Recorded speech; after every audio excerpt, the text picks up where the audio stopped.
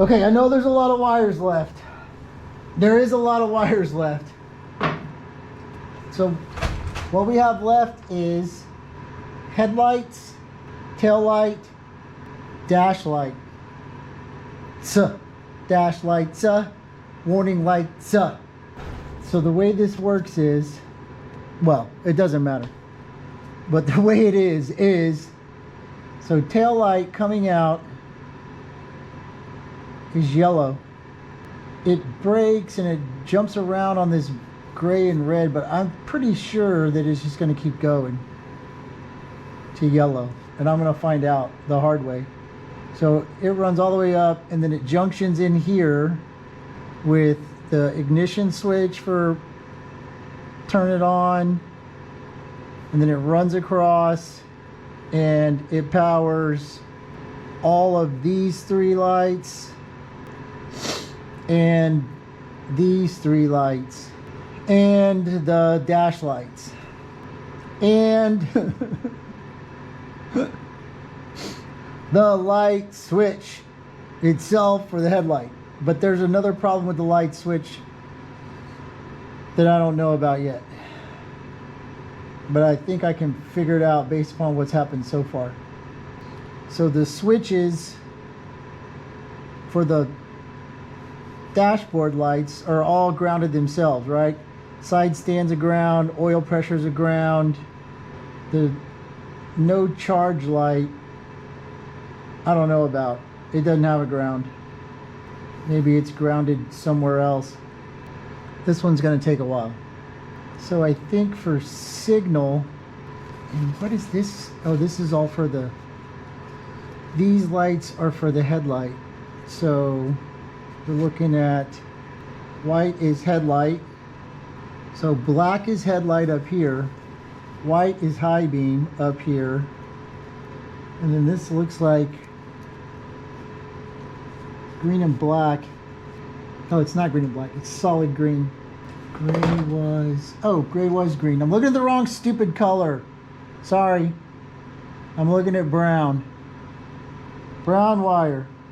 Okay, so brown wire is the one.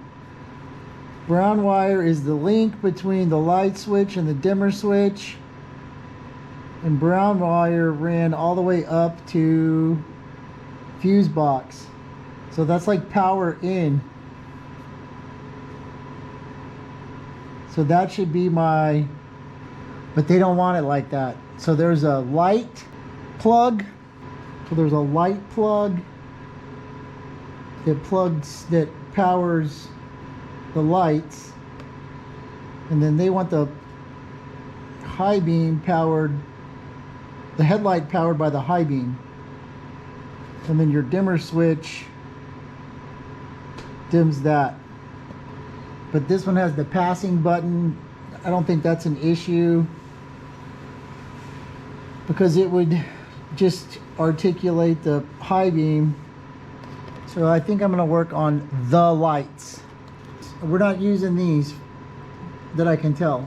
But remember when we turn the key on, and these two have continuity. Key off, they're off. So I'll use one of these for a ground, and this will be my power in switch, and then power out will be to all of the things. We got to go to this with power out, tail light with power out,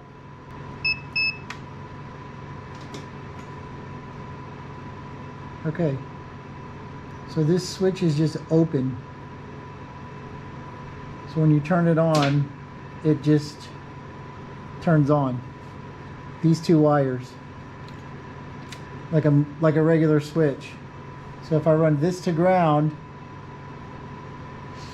then when I turn it on, this is gonna charge the system, activate the output side. And then I don't know what these two are for. I think it was for parking lights. I'm not gonna hook them up. I'll cut them off, shrink wrap the end, and then we'll zip tie them out of the way. So I'm going to ground with gray. Turn this key off, yes.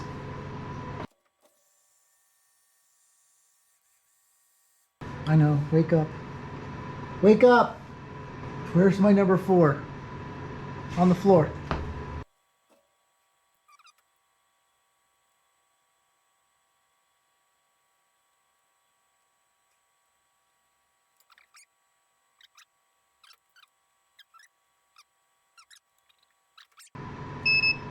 Yes, so we have continuity from the frame to this lead. That makes it a switch. When we turn this off, it turns off. Okay. So now,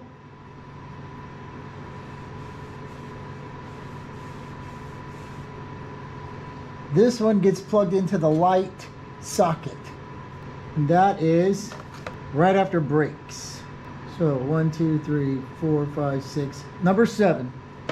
We got 7 circuits that are completely working right now. So the last thing we did was the brake light, I think. I don't know.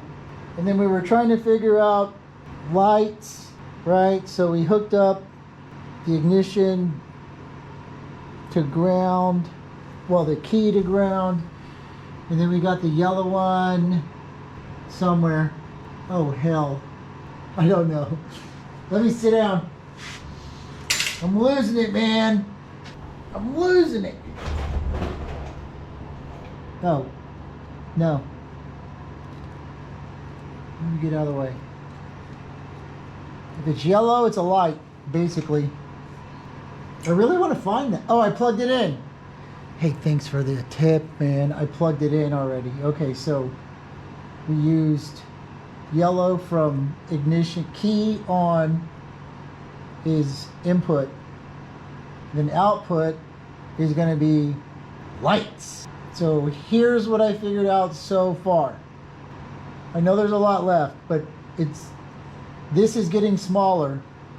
So the blue wire, this blue wire coming out of your gauge cluster, information center, whatever you want to call it,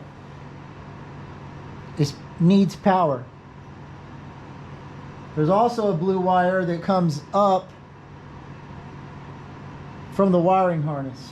It will be hard to see like that, like this. So blue wire used to have power coming out of the fuse box, and it went over and ran to your fuel pump. It's supposed to provide power for the low fuel light switch thing. And it also runs down and goes to your neutral switch. And then it runs up and goes into the gauge cluster. On this one it says blue with black dash, but it's not. It's just light blue. So go figure. But this one is what powers these 3 bulbs, right? The oil pressure, no charge, side stand, and it also powers the neutral switch because it's blue. So high beams are powered by the bulb, low fuel light is powered by blue wire, side light, I don't have side lights, neutral. Okay, so neutral is a switch, oil pressure is a switch to ground, so they're going to turn themselves on by themselves. And I don't know what the low fuel light does. I've never seen that before. And so then what I did is I plugged them in from the wiring harness over here to the wiring harness back there. And I have a neutral light when I turn the bike on, and I have a low oil pressure light when I turn the bike on. And then when I put it in gear, the neutral light goes away. And when I start the bike, the oil pressure light goes away. I don't know about the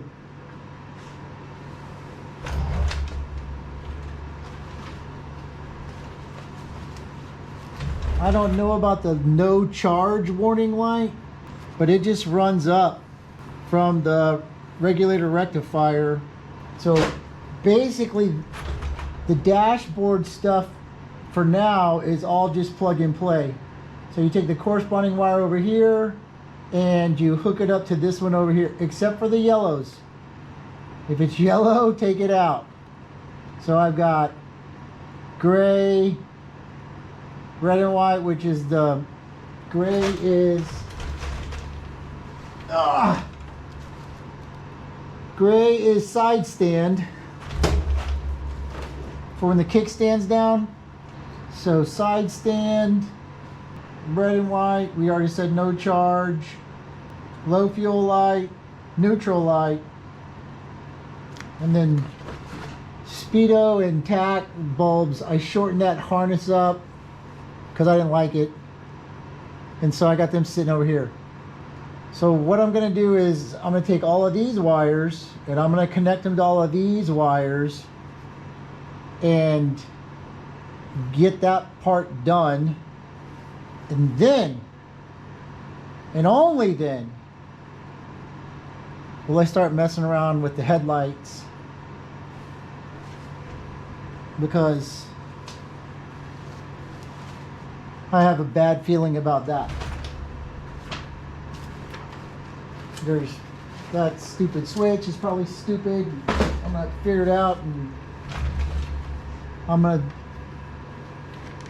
want to get something real accomplished first. So I'm gonna do this off camera because it's just cutting and splicing. I'm actually going to use butt splice joints. I'm not going to solder all these together. So you can, I mean, you're judging me right now on this, but I'm telling you that this ball of shit will clean up dramatically. Zip ties are a wonderful thing. It will be an Eldest build zip tie moment. I'm running out of wires, which is a good thing.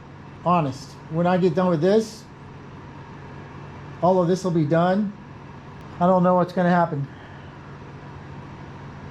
Well, I know what's going to happen, but save that for later. Okay, y'all take a break. I'll bring you back when this is done. So this is the beginning of day 4. And yesterday was, I don't know, I cut it off about 1 o'clock in the morning. So this unit install is going to take some time. But lucky for you, now you can, don't look at this. I know you're looking at that. It's fine. I'm not done yet. But you'll have a baseline of what wires go where and what changes you have to make to your switches in order to get this to function. So again, with the wiring diagram, I've gone through and made changes to what I did, so I know for the next time, because I'm not going to remember. I mean, I can go back and watch the video.